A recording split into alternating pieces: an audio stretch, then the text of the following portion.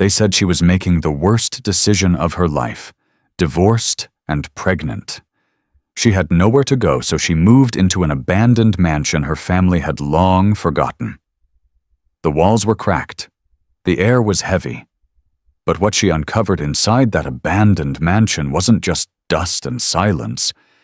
It was a family secret buried deep, one tied to her bloodline, her child, and a woman no one dared to speak about. Before we begin, subscribe for more powerful stories and tell us in the comments where you're watching from. After her quiet divorce at the age of 38, Marianne moved back to the county she once swore she'd never return to. With only a few months left before her child was due, and no steady income, she had few options. A distant cousin mentioned an old, family-owned estate tucked away near the edge of Maple Hollow, a place no one had lived in for decades. The mansion wasn't what most would call livable. The roof sagged in places, ivy crept through the broken windows, and the garden had been overtaken by wild bramble. But it was shelter, and more importantly, it was free. Marianne wasn't looking for much. She needed a place to rest, to think, and to gather what remained of her life. The house, with its silence and distance from town, seemed perfect for that. She kept to herself. Occasionally, she would drive into town for groceries or a doctor's appointment, but mostly she stayed behind the gates, alone. Neighbors barely noticed she was there.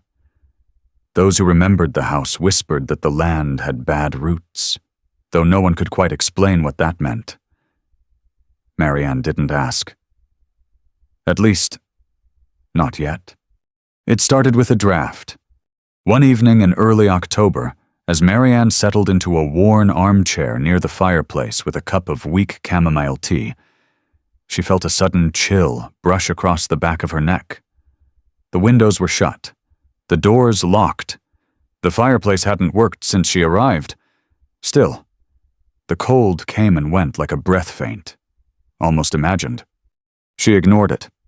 Over the next few days, more oddities began to surface, subtle, quiet things. The hallway light would flicker, even though the electricity had been spotty from the start. A door she was sure she'd closed would be slightly ajar in the morning. Once, the old rotary phone in the hallway rang exactly once. It didn't even work. Marianne wasn't frightened, just unsettled. Her pregnancy had made her more alert, more sensitive to changes in her surroundings.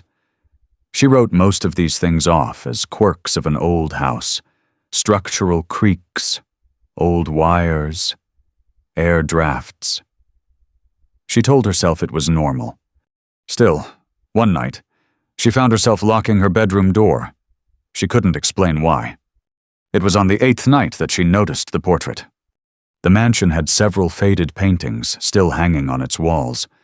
Most were landscapes, watercolor forests and rivers, bleached by time. But this one was different. A woman's portrait, oil on canvas, hung slightly crooked at the end of a narrow upstairs corridor. Marianne didn't remember seeing it when she first arrived.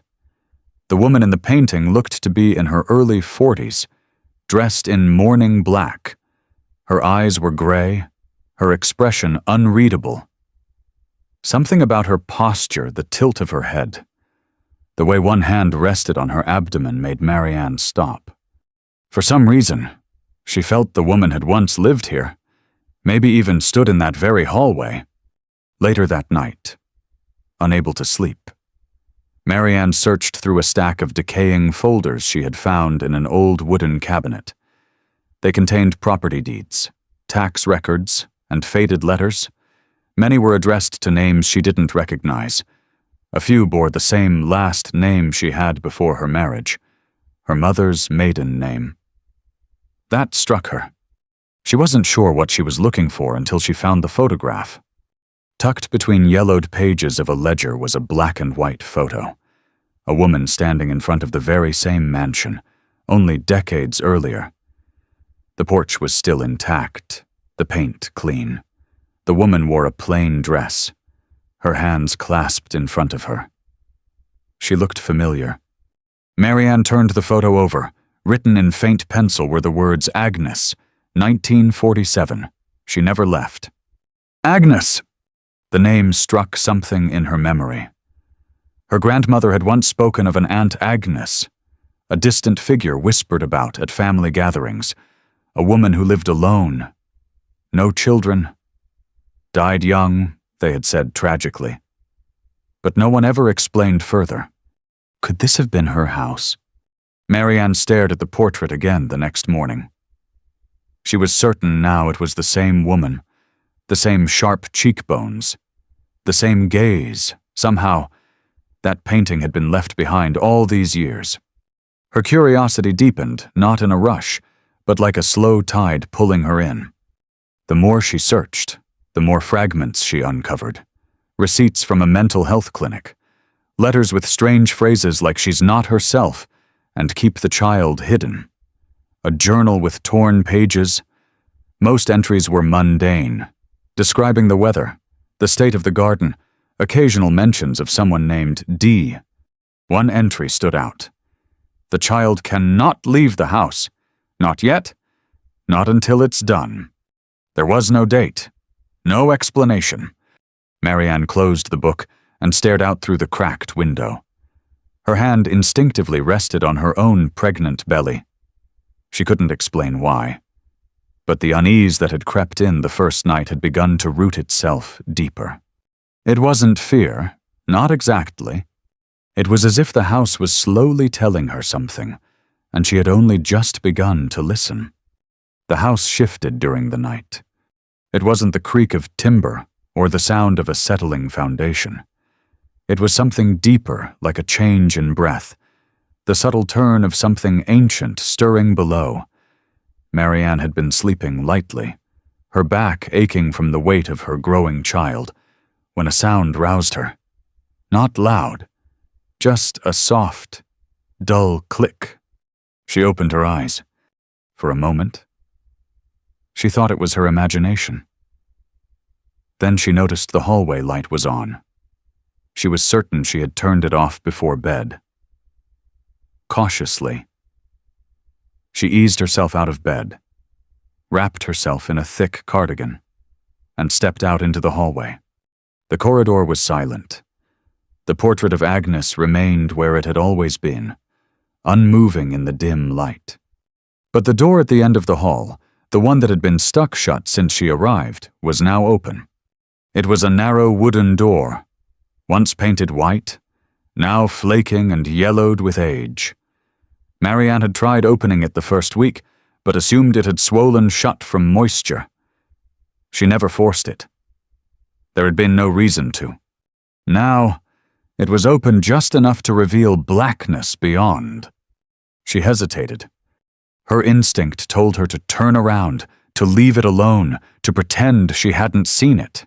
But another part of her quiet, persistent, told her she needed to know. This house, its strange quietness, the whispers of her family's forgotten threads. It was all leading here. She found a flashlight, turned it on, and pushed the door open. A narrow staircase descended into what she assumed was a basement, though it hadn't been on the property map she'd seen. The air that rose to meet her was stale, tinged with something faintly metallic. Step by step, Marianne made her way down, her flashlight flickering now and then. The staircase creaked under her weight, but the silence remained unbroken. At the bottom, she found herself in a room that felt oddly preserved. Old wooden chairs were arranged in a circle. Shelves lined the far wall, filled with books, some religious, others medical. In the corner sat a crib, covered in a thin sheet of dust. Nearby, a small rocking horse leaned against the wall. On one wall, faint chalk writing had been left behind, half erased by time. She walked slowly, letting the beam of her flashlight guide her. The books were filled with notes in the margins, annotations about dreams, memory loss, and rituals of protection. One volume was titled The Silent Burden of the Womb, another, Inheritance Through Silence. Then she saw the box. It was tucked under the crib, a small wooden chest with rusted hinges. When she opened it, she found a collection of items: a silver locket, a child's hairbrush, a rosary with a cracked cross, and a birth certificate. Her heart stilled. The name on the certificate was unfamiliar, but the surname matched her mother's. The child had been born in this house. The mother's name was Agnes, but the year was wrong. The birth was dated 1950, and there was no death record included. No adoption paperwork, just a stamped note across the corner, retained by familial decree, sealed. Suddenly, the air felt heavier. Marianne backed away slowly, her flashlight beginning to flicker again. She looked around the basement with new eyes. It wasn't just storage. It had been used, lived in. The crib wasn't decoration. Someone, likely a child, had been kept down here. For how long? She couldn't guess. And then, just before she turned to go, she noticed something scrawled low on the wall, barely visible behind the old rocking horse. Words scratched into the plaster with what looked like a nail. She hears you when you sleep. Marianne froze. Her breath caught in her throat as her flashlight gave one final flicker, and then died completely.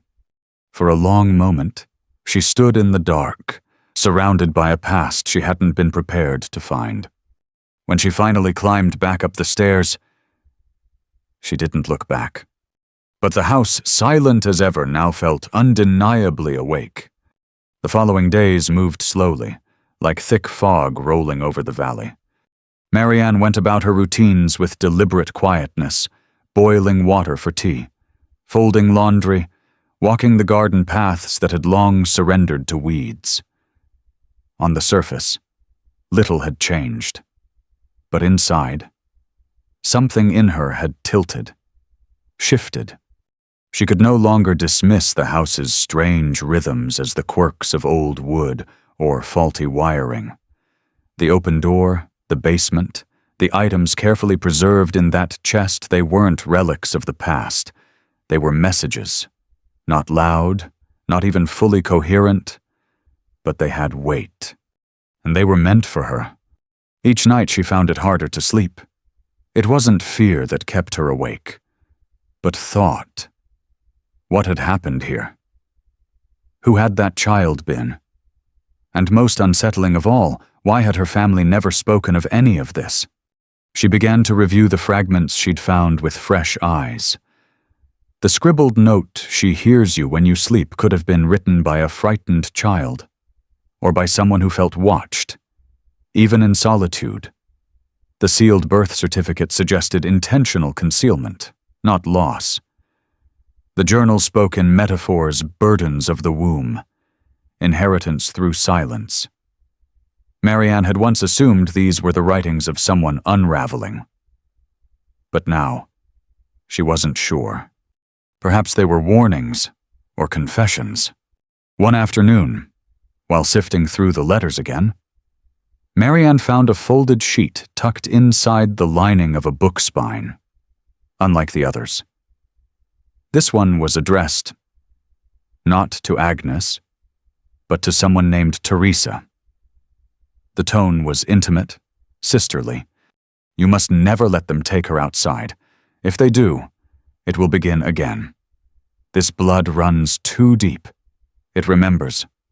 Marianne read it twice. Then again.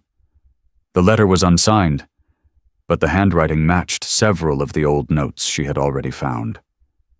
That word "remembers" lingered in her thoughts.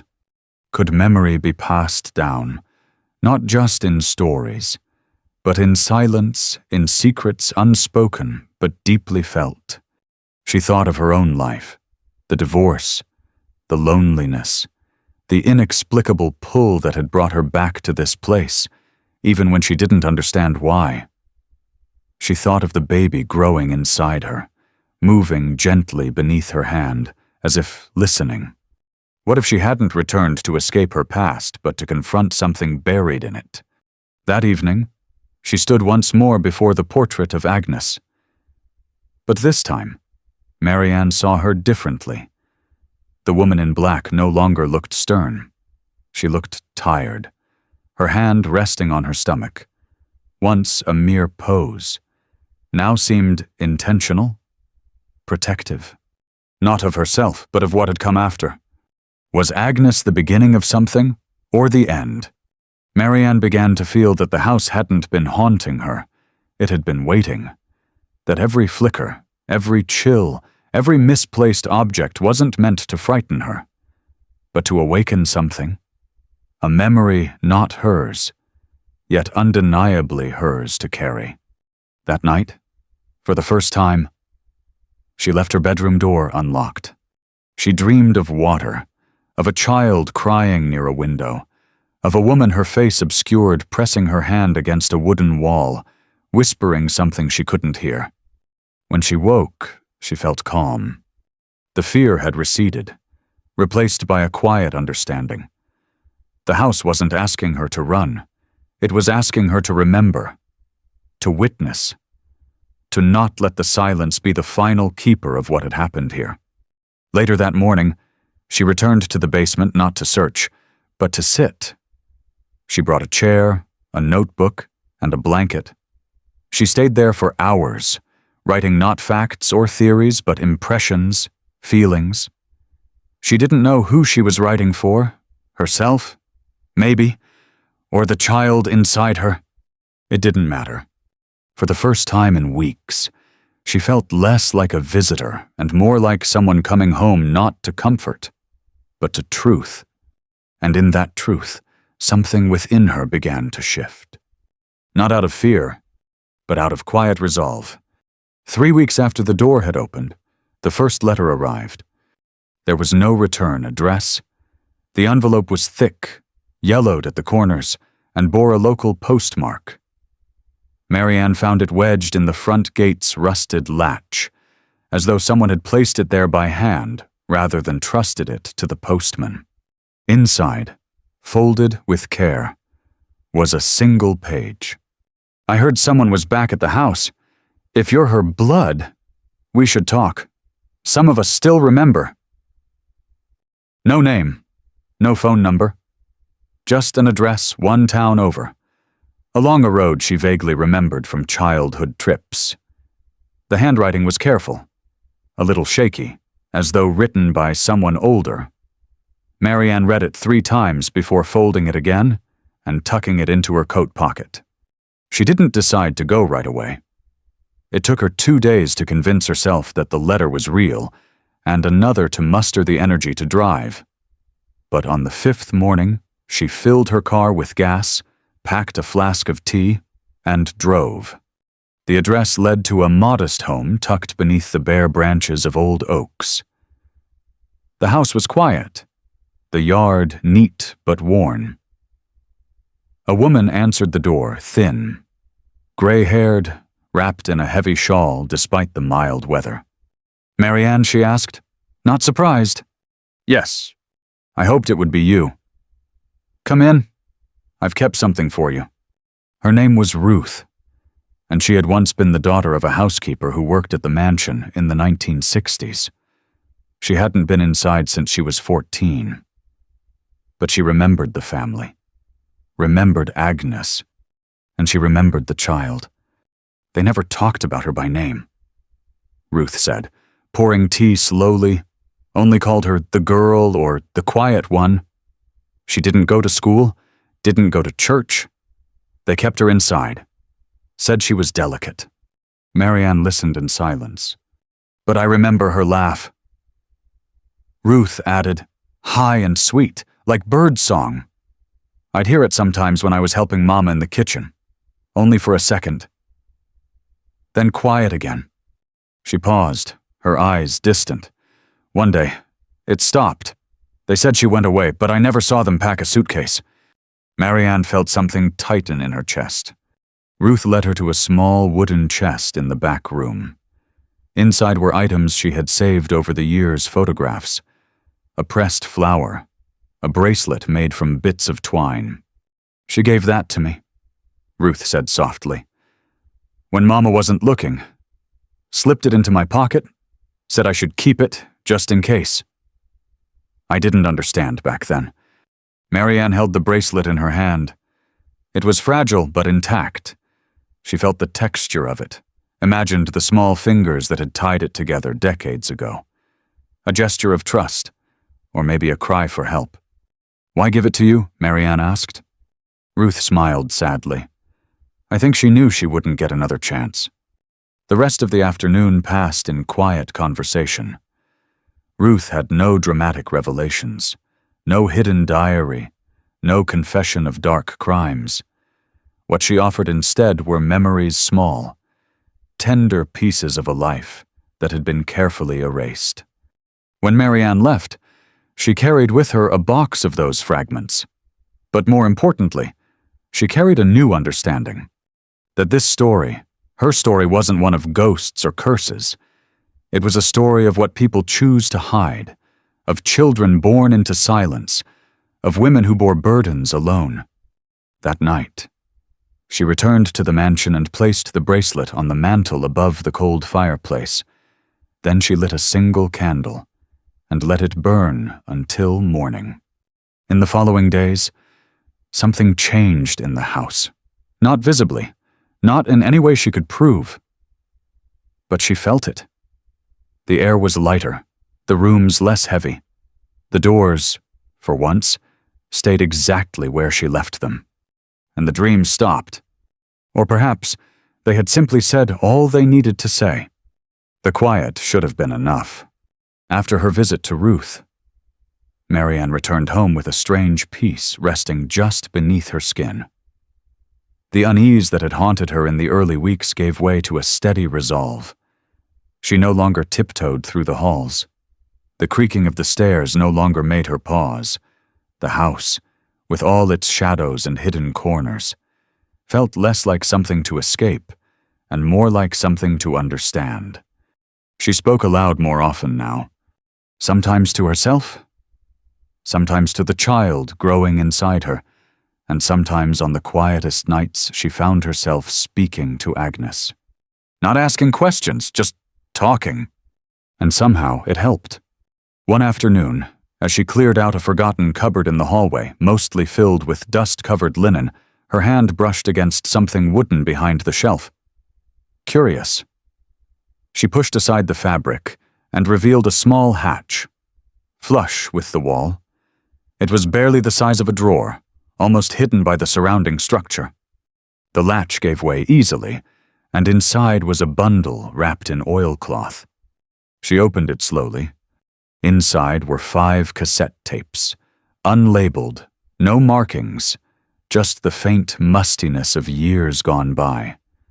At first, she thought they might have belonged to the last person who lived here, perhaps music, or old recordings of family events. But something about the way they were hidden, intentionally concealed, suggested more. She didn't have a cassette player, but remembered seeing one at the thrift store in town. The next morning, she made the trip. Back at the mansion, with the player plugged in and whirring softly, she inserted the first tape. There was a pause. Then a voice. It was a woman's voice, faint but clear, measured, almost clinical in its tone. Marianne leaned closer. Day 1. She did not speak. Watched me from the corner. No resistance, no recognition, just quiet. The hairs on Marianne's arms stood up. She let the tape play. The voice continued, logging entries, describing behavior, reactions to light, to sound, to proximity. There were no names, just she and the subject. But the setting was unmistakable. This had been recorded in the house. It wasn't until the 3rd tape that the tone began to shift. She spoke today. Not a word I recognized. Rhythmic. Repetitive. Then silence again. The symbols she draws, they don't match any I've seen. Symbols. Marianne paused the tape. A memory surfaced, one she hadn't connected before. In the basement, near the shelf of books, she'd seen faint chalk markings on the wall. She had assumed they were old children's drawings or scribbles. But now, maybe they meant something more. She took the flashlight and returned to the basement. This time, she looked closer. The drawings were still faint, but they weren't random. They followed patterns, circular formations, intersecting lines, repeated motifs. She took photos of them, unsure why, but feeling a need to preserve what was left. Back upstairs, she played the final tape. The voice on this one was quieter, strained. "They've asked me to stop, but I can't. I see it now. This isn't just her burden, it's ours. Something in her remembers. Through blood, through silence. I think she was never meant to leave." A pause. Then, almost whispered, "If anyone hears this, don't forget her. That's how it starts again. Through forgetting." Marianne sat in silence long after the tape ended. Her hands rested on her stomach. For months, she had believed this house held someone else's story, Agnes's, the child's, the family's. But now she realized it was hers, too. She had come here by accident, but stayed by instinct, by a pull older than she understood. And perhaps that was the point. The silence wasn't emptiness, it was protection. The forgetting hadn't been negligence, it had been fear. But now that the house had spoken, it needed someone to remember. And maybe, just maybe, she had been the one meant to do that all along. That evening, she brought the tapes and photos to her desk. She labeled them, cataloged them, placed them in a sturdy box, not to bury, but to pass on. Someday, someone else might come, and they would need to know. The past didn't need to haunt. It only needed to be heard. And now, for the first time, Marianne had found her voice. The first snow arrived quietly. It dusted the roof of the mansion in soft white, settling between cracked shingles and ivy-laced edges, covering the forgotten paths like a clean page. Marianne stood by the front window, one hand resting gently on the curve of her belly, the other wrapped around a warm mug. She watched the flakes drift down in silence. The house, for once, didn't creak. It breathed with her now. In the days following the final tape, she found herself moving through the house differently. No longer a visitor, not quite its owner, something in between, a caretaker. Perhaps not of the structure, but of its story. She wrote daily now. Not out of fear or obsession, but intention. Her journal became a place to untangle what the house had revealed and what it had stirred inside her. She documented the symbols from the basement, the tapes, the stories Ruth had shared, the strange silence that had once felt oppressive, but now felt respectful. There was power in bearing witness. One afternoon, while clearing out the upper attic, she discovered an old cradle, tucked beneath layers of fabric and dust. It bore initials carved carefully into the wood. Agnes Marianne.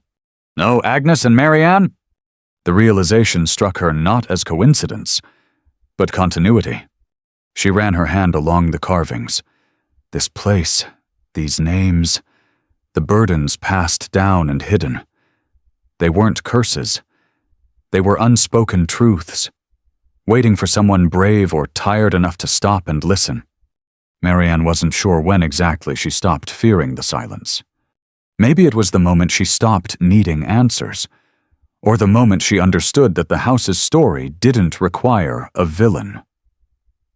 That some stories aren't told to be solved, but simply remembered, and remembered well.